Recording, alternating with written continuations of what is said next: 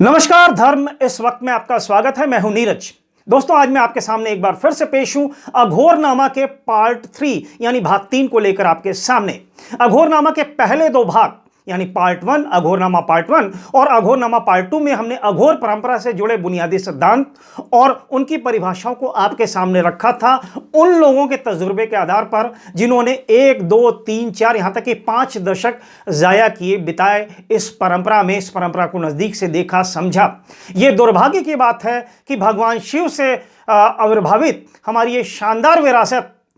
आध्यात्म की सर्वोत्कृष्ट अवस्था, उच्चतम अवस्था, जहां के बाद अध्यात्म का कुछ भी नहीं बचता, उसको हमारे मूर्धन्य पत्रकारों ने, यूट्यूबर्स ने कचरा बता दिया, विकृति का पोषक बता दिया, भय का पर्याय बता दिया और भी तमाम तरह की बातें पेश की सनसनी फैलाने के लिए। ये सनसनी सिर्फ इसलिए ताकि यूट्यूबर्स के व्यूअर्स बढ़ें, सब्सक्राइबर बढ़ें और उनको पैसा मिले, और यूट्यूबर्स और जो टीवी चैनल्स हैं उनको जो टीआरपी बढ़े और उनको पैसा मिले, यानी मामला घूम फिर कर पैसे का ही है।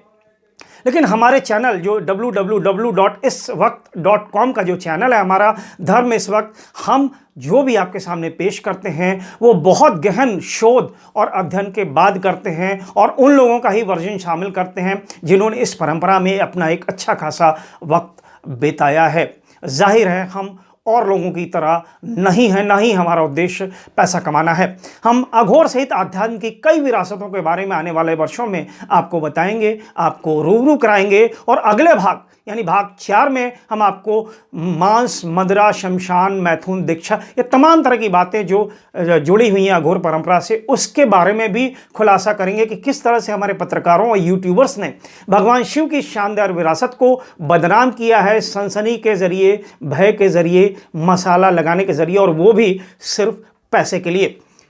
तो आइए आज के इस भाग में हम देखते हैं कि तंत्र और अघोर किस तरह से अलग है, दोनों अलग अलग व्यवस्थाएं हैं, और किस तरह से एक बड़ी संख्या में युवाओं का रुझान इस परंपरा के साथ जुड़ रहा है, और भी बहुत कुछ। तो चलिए चलते हैं अघोरनामा के सफर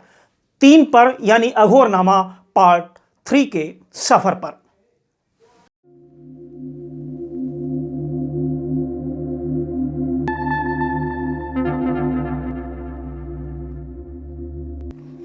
दोस्तों, अघोरनामा के अपने पिछले 2 भागों में हमने अघोर परंपरा के बारे में बुनियादी तौर पर बहुत कुछ बताया था। अघोर परंपरा में दशकों अपना जीवन गुजारने वाले लोगों के हवाले से हमने अघोरनामा के हर भाग में इस बात को दोहराया है कि अघोर या अघोर परंपरा विकृति या पाखंड की कोई व्यवस्था या क्रिया नहीं, बल्कि अध्यात्म का सत्यम, शिवम, सुंदरम प्रतीक है।